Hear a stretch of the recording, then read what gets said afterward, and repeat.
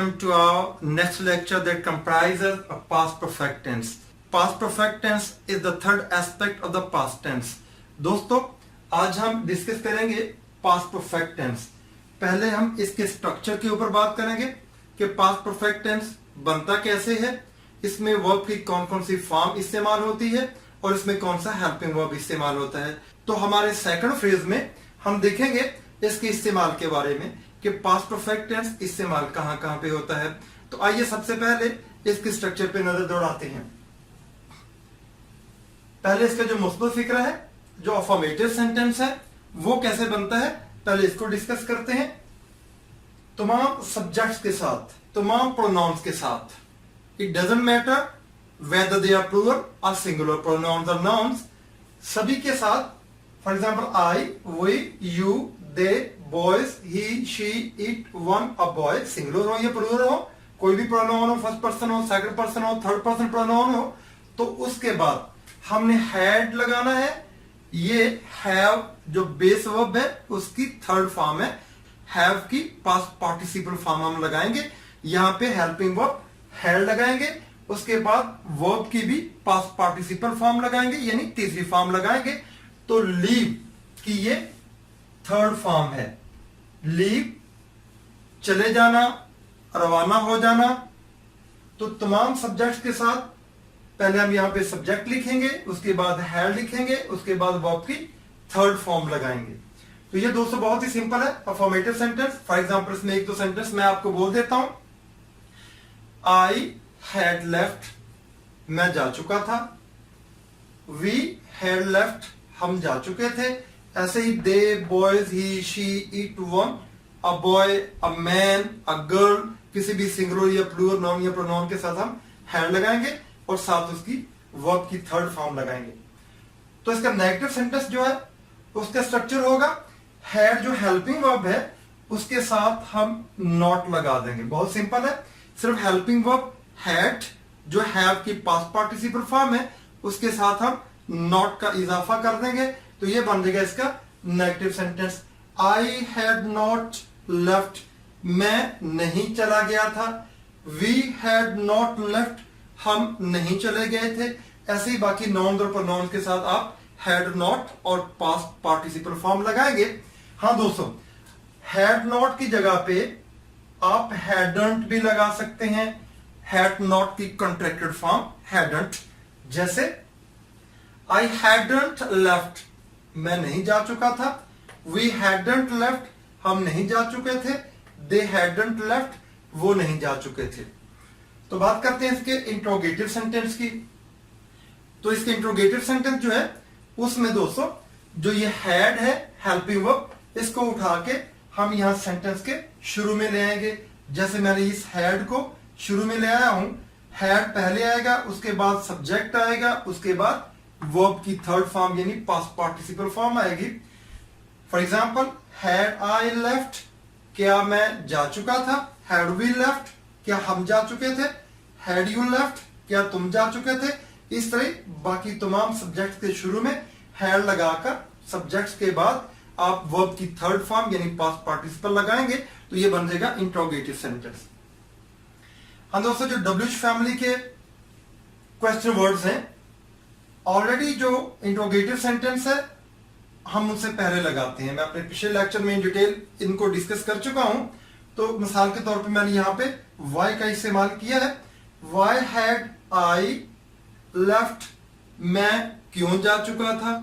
Y had we left, हम क्यों जा चुके थे. ऐसे ही वाई की जगह पे आप कोई दूसरा जो क्वेश्चन वर्ड है उसका इस्तेमाल कर सकते हैं. फॉर एग्जाम्पल वेन के साथ हम कर सकते हैं. वेन हैड वी लेफ्ट, हम कब जा चुके थे. वेन हैड दे लेफ्ट, वो कब जा चुके थे. ऐसे बाकी सब्जेक्ट के साथ सेम स्ट्रक्चर आपने रखना है. तो अब बात करते हैं नेगेटिव इंट्रोगेटिव सेंटेंस की. सवालिया मनफी, इसमें नेगेटिव और इंट्रोगेटिव दोनों इकट्ठे होते हैं. सेम लाइक दैट, इंट्रोगेटिव के लिए आप हैड शुरू में लगाएंगे और सब्जेक्ट के बाद आप नॉट लगाएंगे. हैड सब्जेक्ट के बाद नॉट और वर्ब की third form. Had I not left, क्या मैं नहीं जा चुका था. हैड वी नॉट लेफ्ट, क्या हम नहीं जा चुके थे. हैड यू नॉट लेफ्ट, क्या तुम नहीं जा चुके थे। इस तरह बाकी सब्जेक्ट्स के साथ भी सेम स्ट्रक्चर रहेगा। हाँ, नेगेटिव इंट्रोगेटिव सेंटेंस के लिए हैड और नॉट की जो कॉन्ट्रैक्टेड फॉर्म है वो हम शुरू में लगा देंगे, तो वो नेगेटिव इंट्रोगेटिव सेंटेंस बनेगा। हैडंट आई लेफ्ट, क्या मैं नहीं जा चुका था। हैडंट वी लेफ्ट, क्या हम नहीं जा चुके थे। इस तरह बाकी सब्जेक्ट्स के साथ सेम स्ट्रक्चर रहेगा। यहां पे हम डब्ल्यूएच फैमिली के उन क्वेश्चन वर्ड की बात करते हैं जो एज अ सब्जेक्ट एक्ट करते हैं, उनके साथ आपको मजीद किसी दूसरे सब्जेक्ट की जरूरत नहीं होती। जैसे यहां पे आपने हैड लगाया, बाद में सब्जेक्ट लगाया, फिर वर्ब की थर्ड फॉर्म, ये इंट्रोगेटिव बनेगा, और नॉट के बाद वर्ब की थर्ड फॉर्म, तो ये नेगेटिव इंट्रोगेटिव बनेगा।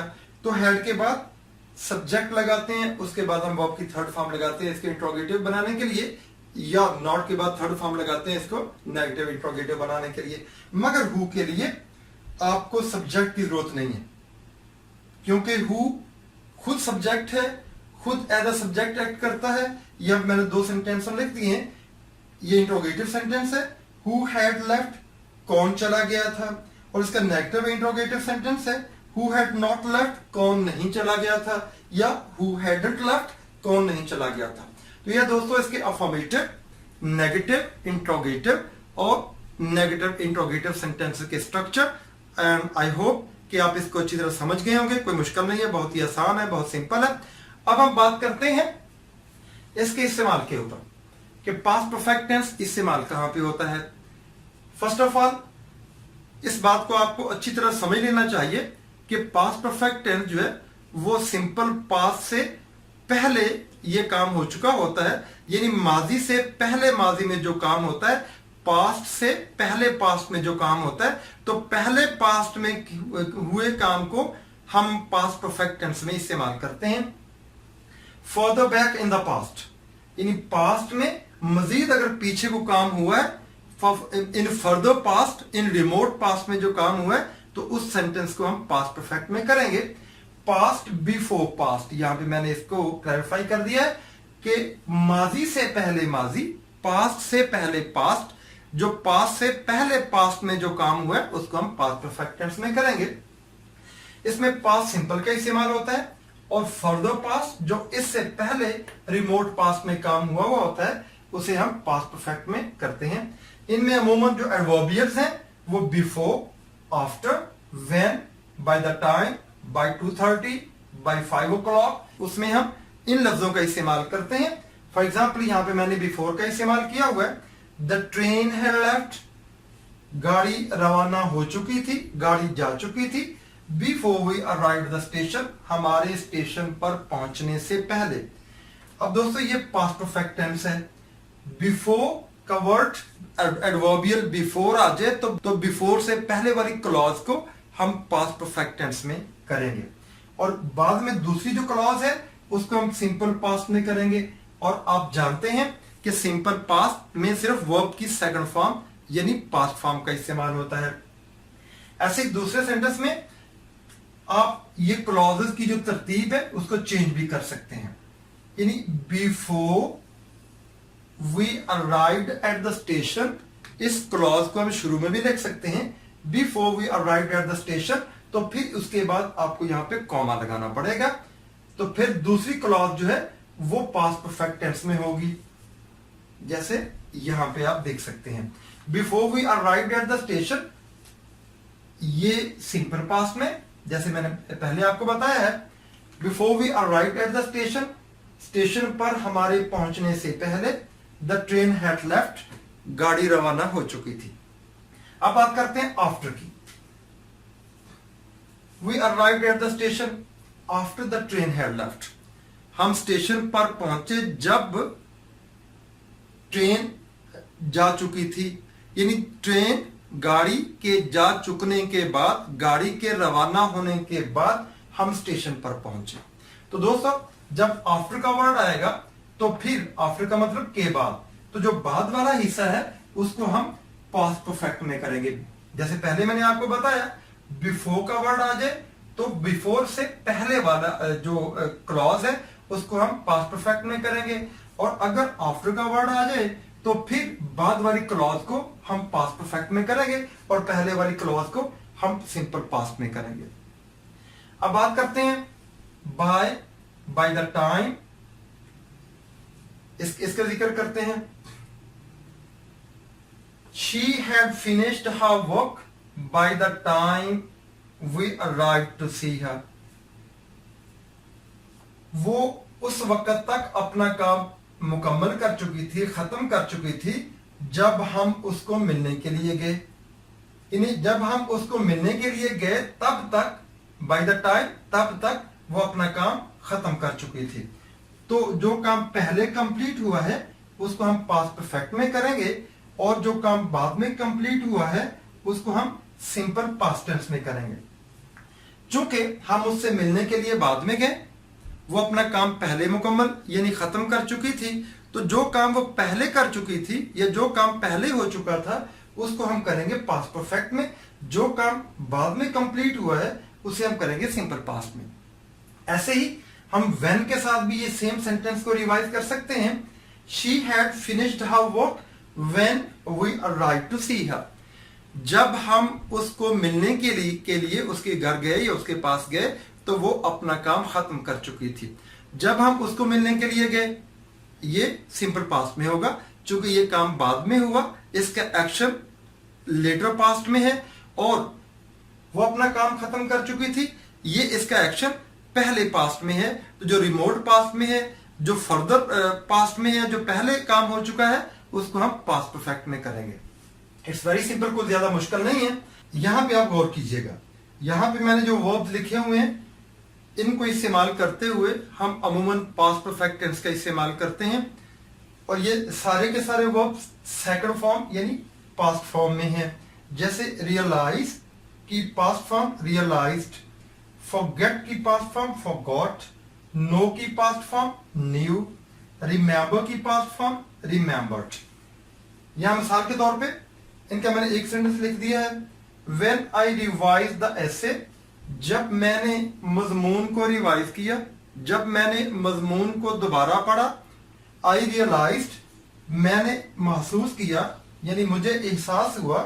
I had made many mistakes, मैंने बहुत सी गलतियां की हैं। तो यहां पे रियलाइज के बाद जो सब्सिक्वेंट पार्ट है उस सेंटेंस का, उसको हम पास्ट परफेक्ट में करेंगे। तो दोस्तों ये बहुत ही आसान टेंस है। इसका जो स्ट्रक्चर है इसको समझना बहुत ही इजी है, कोई ज्यादा मुश्किल नहीं है।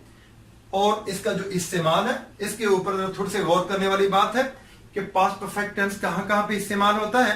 पहले मैंने जो एडवर्बियल लिखे यहां पे, फर्स्ट ऑफ ऑल आपको जानने की यह जरूरत है कि पास्ट परफेक्ट टेंस का इस्तेमाल कहां कहां पे होता है। एक तो पास्ट में, उससे पहले पास्ट में जो एक्शन कंप्लीट हुआ है, यानी माजी से पहले माजी में जो एक्शन कंप्लीट हुआ है, तो जो पहले कंप्लीट हुआ है उसको हम पास्ट परफेक्ट में करेंगे।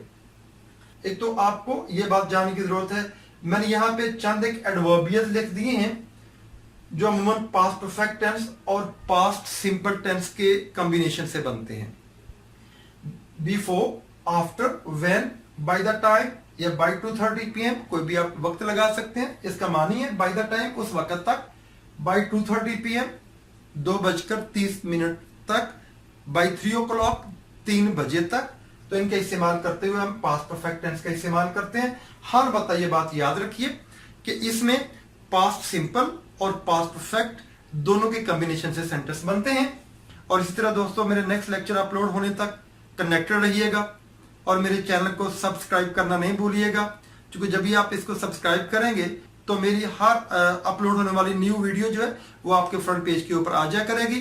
तो मेरी अगली वीडियो के आने तक और उसके अपलोड होने तक, तब तक के लिए all the best, take care, अपना ख्याल रखिएगा और मेरे चैनल को सब्सक्राइब जरूर कीजिएगा।